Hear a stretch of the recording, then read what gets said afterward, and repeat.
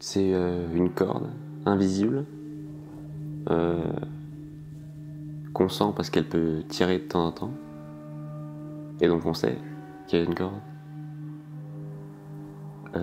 qui s'explique pas et qui est plus ou moins fine selon les gens et selon la période.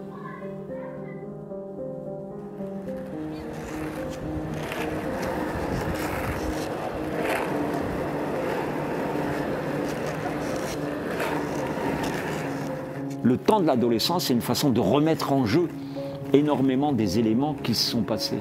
C'est pour ça qu'il y a parfois des adolescents qui sont en rupture, qui changent de comportement, qui adoptent des problématiques de bande, qui ont des copains qui ne correspondent pas du tout à ce qu'on avait pu penser, attendre, etc.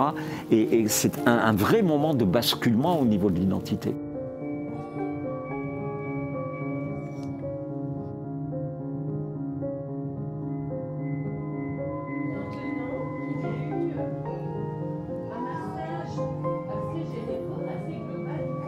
Alors je crois que le premier, ça a été si fort que je me disais si cet enfant meurt, je ne lui survivrai pas.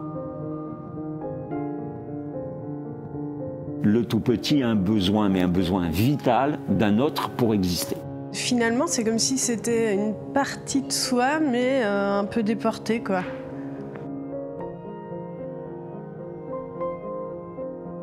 Ce qu'on va chercher chez les autres, finalement, quand on est en relation, quand on établit un lien dans la rencontre, on ne fait que ça, dès le départ, établir des liens. C'est peut-être quelque chose de l'ordre des retrouvailles avec ce que l'on a perdu, ce que l'on a quitté, ce que l'on a dû quitter pour pouvoir grandir.